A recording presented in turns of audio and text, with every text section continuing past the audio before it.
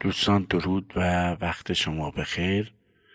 افسانه‌ای که میخوام براتون نقل کنم افسانه کدوی قلقل زن هست و امیدوارم بپسندید و خاطرات کودکیتون زنده بشه. روزی روزگاری پیرزنی بود مهربان و ریزه میزه که در عمرش لذت مادر شدن را نچشیده بود و هر وقت بچه‌ای را در غوش مادرش میدید با حسرت نگاه میکرد و اشک در چشمهایش جمع میشد. یک روز صبح که در حیاط خانه کنار باغچه سفره صبحانه را پهن کرده بود و چای میخورد به شوهرش گفت: آنقدر دلم بچه میخواهد که اگر همین حالا در خانه باز شود و یک کدو حلوایی قل بخورد و بیاید تو و بگوید من بچه تو هستم، تا زنده‌ام شب و روز ازش مواظبت میکنم و یک دقیقه از او غافل نمیشم.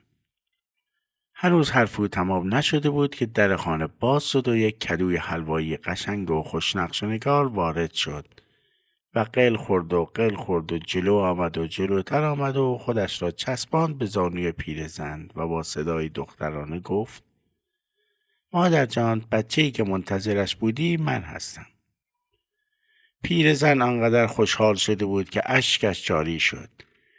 کدوی قلقل زن را بوسید و بویید و گفت: قدمت روی چشم من، دختر خوشگلم، نازم، عزیزم، جانم فدای تو. چرا اینقدر دیر آمدی؟ 30-40 سال است که منتظرت هستم. از آن روز به بعد غم و غصه پیرزن تمام شد. شاد و سرحال چپ میرفت و راست میرفت و از شیر مرغ تا جان آدمیزاد را برای کدوی قلقل زن آماده میکرد. برای او گهواره قشنگی درست کرده بود. شبها او را توی گهواره میگذاشت و روزها گهوارش را به آفتاب میبرد. پیش از ظهرها تشتی را پر از آب میکرد. توی آب هل و گلاب میریخت و کدوی قلقل زن را خوب میشست. عصرها او را به باغهای اطراف میبرد و در میان گل و گیاه گردشش میداد. کدوی قلقل زن هم گاهی سر به سر پیرزن میذاشت.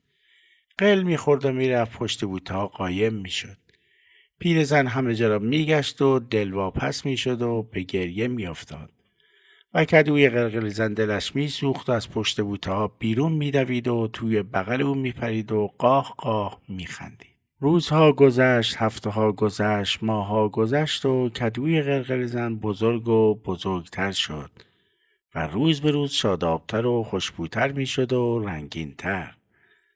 پیرزن مهربان و ریزی میزه وقتی دید که دخترش بزرگ شده، او را به شهر برد و در مدرسه‌ای که درست در کنار قصر پادشاه بود اسمش را نوشت. و از آن به بعد کدوی قلقل زن صبحها از روستا به شهر می آمد و به مدرسه می رفت و عصرها از همان راه قل می خورد و قل می خورد و به خانه برمیگشت.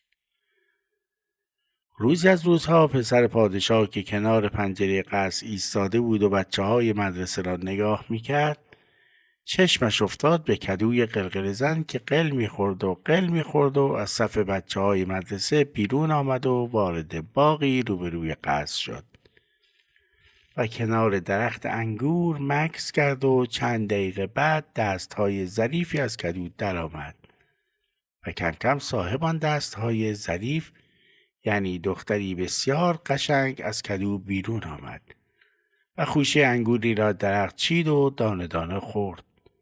دختر مثل قرص قمر بود و پنجه آفتاب. پسر پادشاه که از کنار پنجره قصر این منظره را میدید مبهوت شده بود و نمیتوانست چشم از او بردارد. چند دقیقه نگذشت که این دختر بسیار زیبا کوچک شد و کوچک شد و توی کدو رفت و قل خورد و قل خورد از باغ بیرون آمد و رفت به طرف جاده‌ای که به روستا میرفت. پسر پادشاه به اتاقی رفت و در را از تو بست و مبهوت و متحیر در گوشه‌ای نشست. پسر پادشاه دیگر آن آدم 1 ساعت پیش نبود. یک دل نه 100 دل عاشق آن دختر بسیار زیبا شده بود. پسر پادشاه آن شب را تا صبح نخوابید و روز بعد با هیچ کس حرف نزد. فکر آن دختر از سرش بیرون نمی رفت. آنقدر صبر کرد تا نزدیک غروب شد. رفت آن باغ و پشت درخت انگور قایم شد. چند دقیقه نگذشت که کدوی قلقل زن وارد باغ شد و پای درخت انگور مکث کرد و دستهای ظریف آن دختر از کدو بیرون آمد. پسر پادشاه معطل نکرد، جلو دوید، انگشترش را درآورد و با تک تک انگشت‌های او امتحان کرد و فهمید که انگشترش درست به اندازه انگشت شست اوست. آن وقت رفت و دوباره پشت درخت انگور پنهان شد و محو تماشای آن دختر شد که از کدو بیرون آمد و خوشه انگوری را درخت چید و دانه دانه خورد و باز رفت تو کدو و قل خورد و از باغ بیرون رفت. پسر پادشاه از باغ بیرون دوید و به قصد نزد مادر خود رفت و گفت: مادر جان، میخواهم زن بگیرم. مادر او یعنی ملکه کشور خیلی خوشحال شد و گفت: مدت ها بود که منتظر همچو روزی بودم. از فردا ندیمه هایم و همه زنان دربار را وامی دارم که بروند و زیباترین و بهترین دختر کشورمان را پیدا کنند.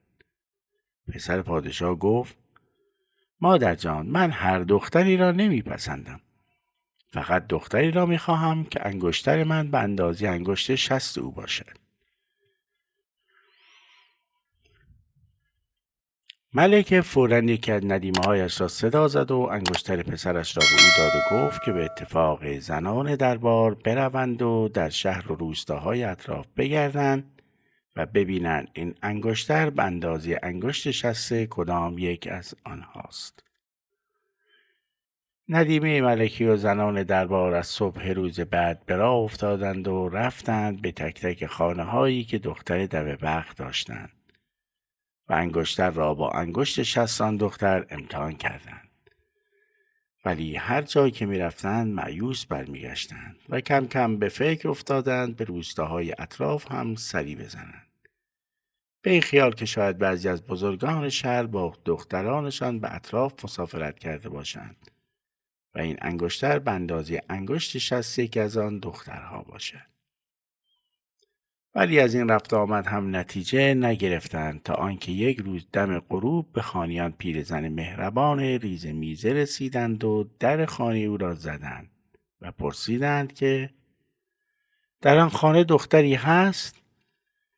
پیرزن در را باز کرد و گفت: سر به سر من بیچاره میگذارید. من در تمام عمرم بچه دار نشدم، اما آخر عمری از روی ناچاری کدوی قلقل زنی را به فرزندی قبول کردم.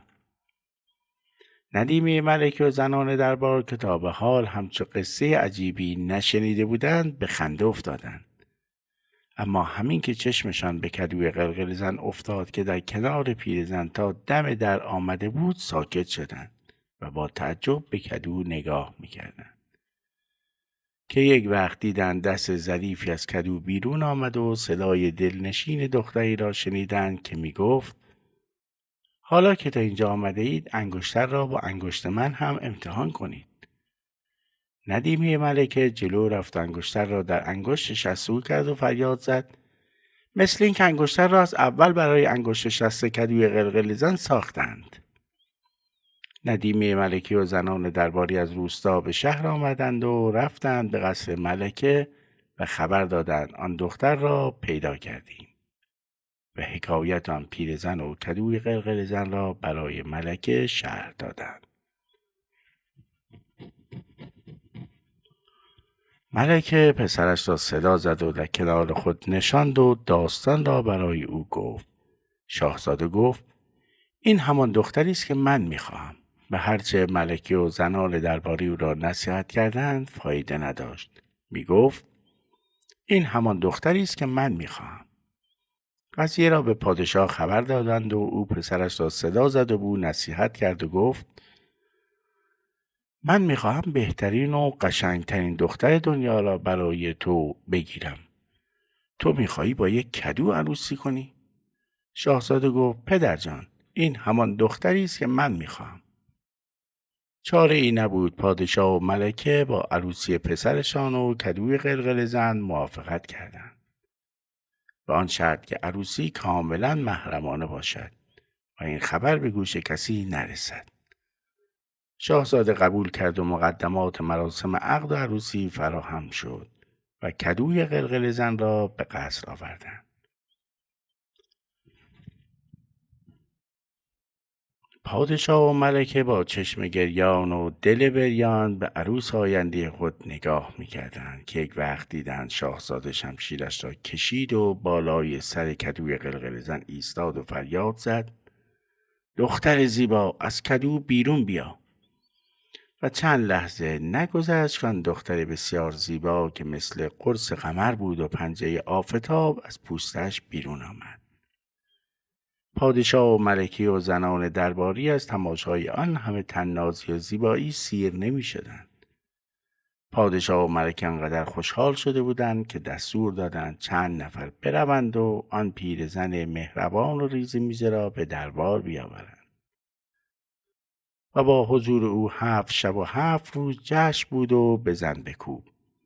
و بعد از پایان مراسم پیرزن مهربان با دخترش خداحافظی کرد و به روستا برگشت و از آن به بعد هر ماه 1 بار به قصر می آمد و چند شبی را در کنار دخترش می ماند و بقیه اوقاتش را در روستا می گذراند. و اما در روزی از همان روزها که پیرزن از روستا به قصد دیدن دخترش به شهر آمد، بین راه صدای غرش شیری را شنید و سرش را بلند کرد و یک شیر کوهپیکر را در 2 قدمی خود دید که دهانش را باز کرده بود تا او را درسته ببلعد. پیرزن 1 قدم عقب رفت و گفت: تو شیر ژیانی و سلطان حیوانات، اما من پیرزنی هستم لاغر و ریزه میزه. در تمام بدنم جز چند مسقال پوست و استخوان چیزی پیدا نمی شود. بگذار بروم به شهر پیش دخترم. 2-3 روزی پیش او میمانم و خوب میخورم و بدنم که ذره‌ای گوشت و چربی پیدا کرد، آن وقت به درد جویده شدن زیر دندانهای تو میخورم. موقع برگشتن مجبورم از همین راه برگردم. قول میدم بیشتر از 3 روز پیش دخترم نمانم. شیر ژیان که سلطان حیوانات بود نتوانست خواهش پیرزن را قبول نکند. غرشی کرده از سر راهش کنار رفت و پیرزن به راهش ادامه داد. اما هنوز 400-500 قدم نرفته بود که گرگ گرسنه‌ای راهش را بست. پیرزن با زبان چرب و نرمش توانست گرگ را هم قانع کند که 3 روز منتظر بماند تا در بازگشت بیاید و خود را تسلیم او کند. و از بخت بد پیرزن 400-500 قدم آن طرفتر گرفتار یک غول بیابانی شد که پیرزن هرچه بالای سرش را نگاه میکرد نتوانست سر او را ببیند. غول بیابانی میخواست او را مثل یک لقمه در دهان خود بگذارد، ولی پیرزن آه و ناله کرد و به هر زبانی بود او را قانع کرد که 3 روز منتظر بماند. وقتی پیرزن به قصر رسید از ترس نیمه جان شده بود، اما نگذاشت که دخترش بفهمد. 3 شبانه روز پیش او ماند و از دیدن او لذت برد تا اینکه موقع بازگشت شد. دختر که کم کم متوجه شده بود مادرش چیزی را از او پنهان می کند، قضیه را از او پرسید. از او اصرار و از مادر انکار، تا اینکه عاقبت پیرزن تاب نیاورد و قضایا را از اول تا آخر تعریف کرد. دختر رفت توی فکر و بعد از 1 ساعت به مادرش گفت: من آن کدو را هنوز نگاه داشتم. تو خیلی ریزه میزه هستی و توی کدو جا میگیری. تا دم در قصر میایم و کدو را قل میدم. توی راه به هر کی رسیدی بگو تو را قل بدهد تا به روستا برسی. غول بیابانی و گرگ و شیر هم با یک کدوی قلقل زن کاری ندارن. پیرزن قبول کرد و دختر او را توی کدو جا داد و او را تا دم در قصر برد و قلش داد. کدوی قلقل زن قل خورد و رفت به طرف جاده روستا و همینطور که قل میخورد و میرفت غول بیابانی که منتظر او بود جلویش را گرفت و گفت: کدوی قلقل زن، ندیدی یه پیرزن؟ و پیرزن از توی کدو گفت: والا ندیدم، بلا ندیدم، قلم بده، هلم بده، میخوام برم. غول بیابانی کدو را قل داد. کدو رفت و رفت و رفت تا رسید به گرگ گرسنه. گرگ هم سراغ پیرزن را گرفت و پیرزن از توی کدو گفت والا ندیدم، بلا ندیدم، قلم بده، هلم بده، میخوام برم. و گرگ هم با پوزش او را هل داد. و کدوی قلقل زن قل خورد و قل خورد و قل خورد تا رسید به شیر. شیر سلطان حیوانات از او سراغ پیرزن را گرفت. پیرزن از توی کدو گفت والا ندیدم، بلا ندیدم، قلم بده، هلم بده، میخوام برم. و شیر سلطان حیوانات که به همه فرمان میداد و برای اولین بار بود که میشنید از زبان یک کدوی ناچیز به او دستور داده میشود و بی‌ادبانه میگوید قلم بده، هلم بده، میخوام برم، چنان از بی‌ادبی و جسارت این کدوی ناقابل غضبناک شد که غرشی کرد که زمین زیر پای او لرزید و با 2 دست کدو را از زمین برداشت و با تمام قوا آن را به صخره‌های دوردست پرتاب کرد و کدوی قلقل زن به سنگ خورد و 100 تکه شد و پیرزن مهربان ریزه میزه از آن بیرون آمد. شیر که حتی تصور چنین چیزی را نداشت، به این گمان که روح ملک الموت از میان کدو بیرون آمدی و قصد دارد جان او را بگیرد، با وحشت از جا پرید و پا به فرار گذاشت و آنقدر تند می‌دوید که چند دقیقه بعد اثری از او پیدا نبود. پیرزن مهربان و ریزه میزه که خیالش از هر جهت آسوده شده بود، به راه افتاد و آهسته آهسته رفت تا به روستا رسید و برای شوهر پیرش تعریف کرد که شیر سلطان حیوانات با آن یال و کوپال چطور از او ترسیدی و پا به فرار گذاشته.